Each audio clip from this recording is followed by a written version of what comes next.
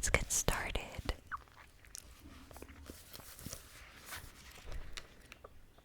Alright. There are a couple in here, and I don't know which one I wanted to read. I think I'm going to do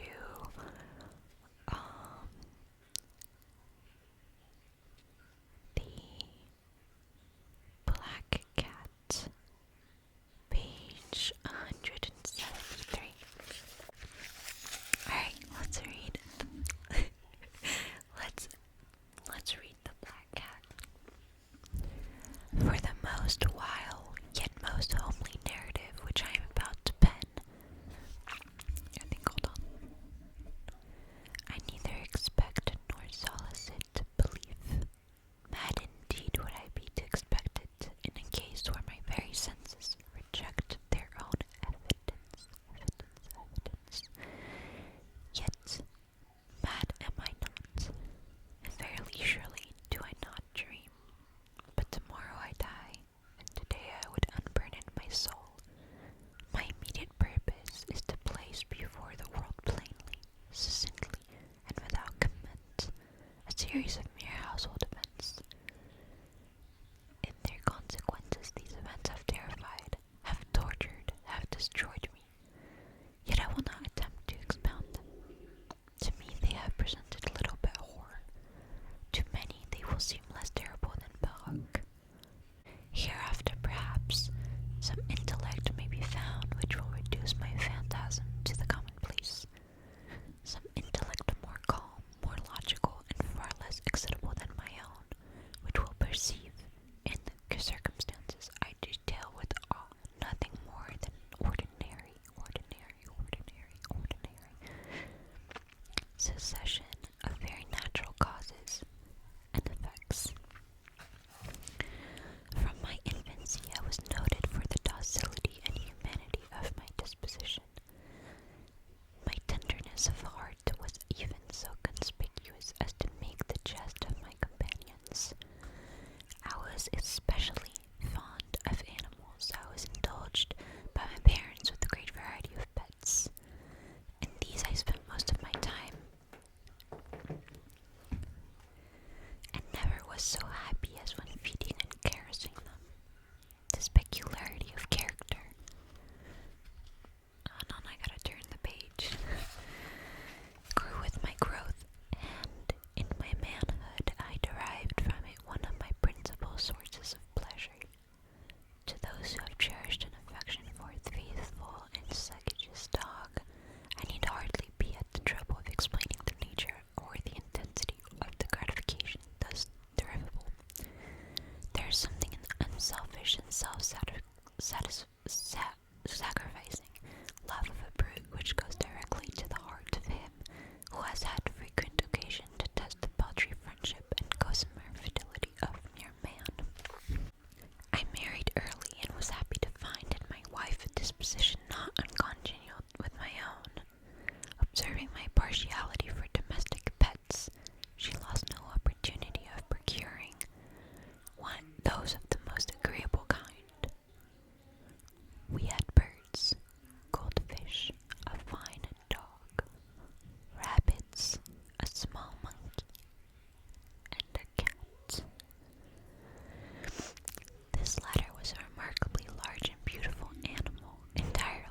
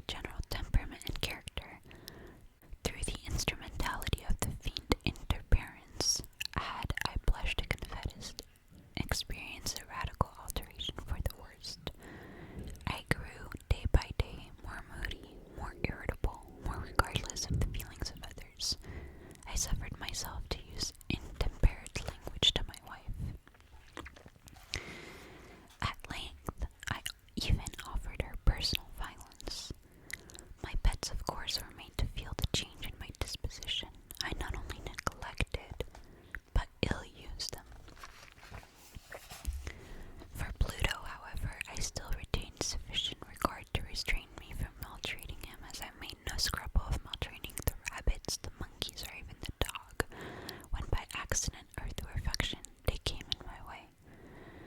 But my disease grew upon me. For what disease is like alcohol? And at length even Pluto, who was now becoming old and consequently somewhat peevish, even Pluto began to experience the effects of my ill temper. One night, returning home much intoxicated from one of my haunts about town, I fancied that the cat avoided my presence. I seized him, when in his fright at my violence he inflicted a slight wound upon my hand with his teeth. The fury of a demon instantly possessed me.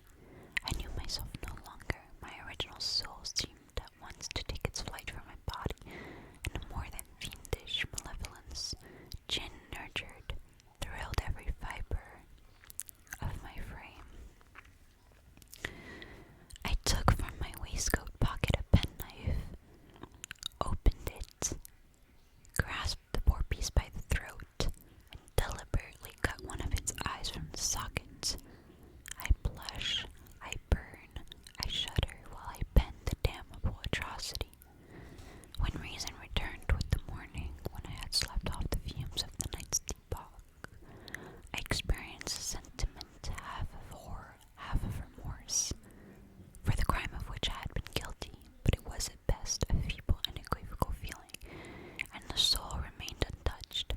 I again plunged into success, and soon drowned in wine all memory of the deed. In the meantime, the cat slowly recovered. The socket of the lost eye presented, it is true, a frightful appearance, but he no longer appeared to suffer any pain. He went about the house as usual, but as might be expected, fled in extreme terror at my approach. I had so much of my old heart left as to be at first grieved by this evident dislike on the part of a creature which had once so loved me. But this feeling soon gave place to irritation, and then came, as if to my final and irrevocable overthrow, the spirit of perverseness.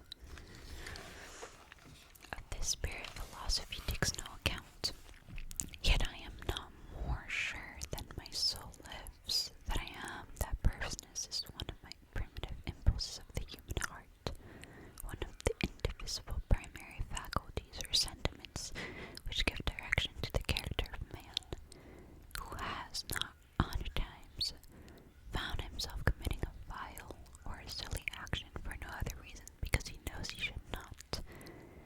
Have we not a perpetual inclination in the teeth of our best judgment to violate that which law, merely because we understand it is such? This spirit is perverseness, I say, came to my final overthrow. It was this unfathomable longing of the soul to vex itself, to offer violence to its own nature, to do wrong for the wrong's sake only, that urged me to continue and finally to consummate the injury I had inflicted upon the unoffending brute.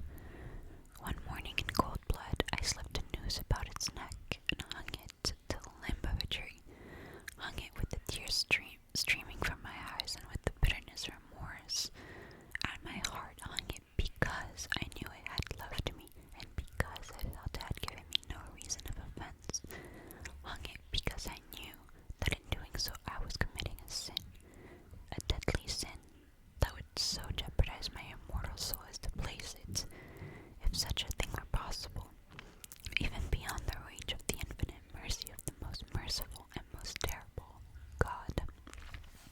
On the night of the day on which this cruel deed was done, I was aroused from sleep by the cry of fire.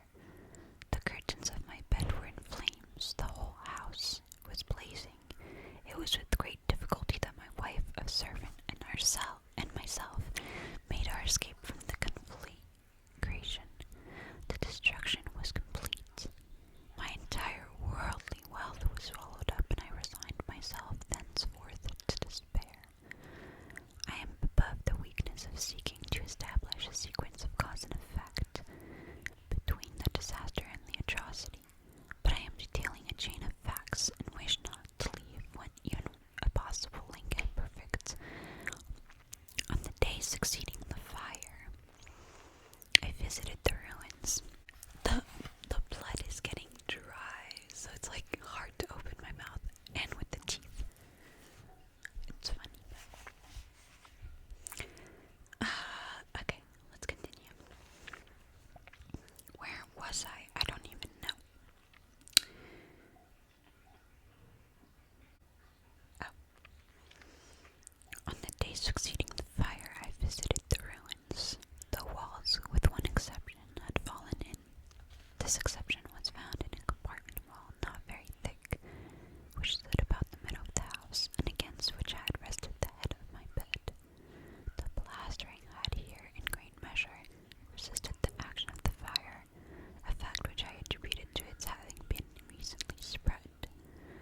About this wall a dense crowd were collected, and many persons seemed to be examining a particular portion of it, very minute and eager with very minute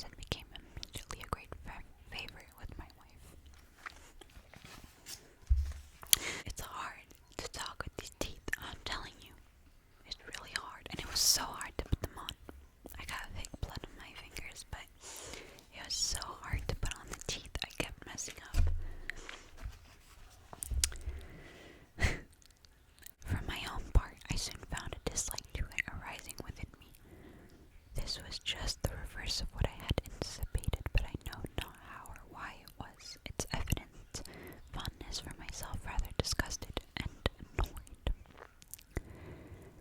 By slow degrees, these feelings of disgust and annoyance rose into the bitterness of hatred. I avoided the creature, a certain sense of shame and the remembrance of my former deed of cruelty, preventing me from physically abusing it. I did not for some weeks strike or otherwise violently ill-use it, but gradually, very gradually, I came to look upon it with a terrible loathing, and to flee silently from its odious presence, as from the breath of a pestilence. What added, no doubt, to my hatred of the beast was the discovery on the morning after I brought it home that, like Pluto, it had also been deprived of one of its eyes. This circumstance, however, only endeared it to my wife, who as I have already said, possessed in a high degree that humanity of feeling which had once been my distinguishing trait, and the source of many of my simplest and purest pleasures. With my aversion to this cat, however, its partiality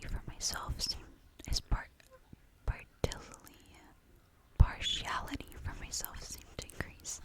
It followed my footsteps with a pertinacity which it would be difficult to make the reader comprehend. Whenever I sat, it would crouch beneath my chair or spring upon my knees, covering me with its loathsome caresses. If I arose to walk, it would get between my legs, and thus nearly throw me down, or fastening its long and sharp claws in my dress, clamber in this manner to my breast. At such times, although I longed to destroy it with a blow, I was yet withheld from so doing, partly by a memory of my former crime, but chiefly, let me confess it at once, by absolute dread of the beast. This dread was not exactly a dread of physical evil, and yet I should be at loss how otherwise to define it. I am almost ashamed to own, yes, even in this felon's cell, I am almost ashamed to own, that the terror and horror with which the animal inspired me had been heightened by one of my merest chimers it would be possible to conceive. My wife had called my attention more than once to the character of the mark of white hair of which I have spoken, and which constituted the sole visible difference between the strange beast and the one I had destroyed. The reader will remember that this mark, although large, had been originally very indefinite, but by slow degrees nearly imperceptible, and which for a long time my reason struggled to reject as fanciful. It had at length assumed a rigorous distinctness of outline. It was now the representation of an object that I shuddered to name, and for this, above all, I loathed, I loathed and dreaded and would have rid myself of the monster had I dared, and it was now, I say, the image of a ghastly thing, of the gallows. Oh, mournful and terrible engine of horror and crime, of agony and death. And now was I indeed wretched, beyond the wretchedness of mere humanity and a brute beast, whose fellow I had contemptuously destroyed, a brute beast to work out for me a man fashioned in the name of the high God, so much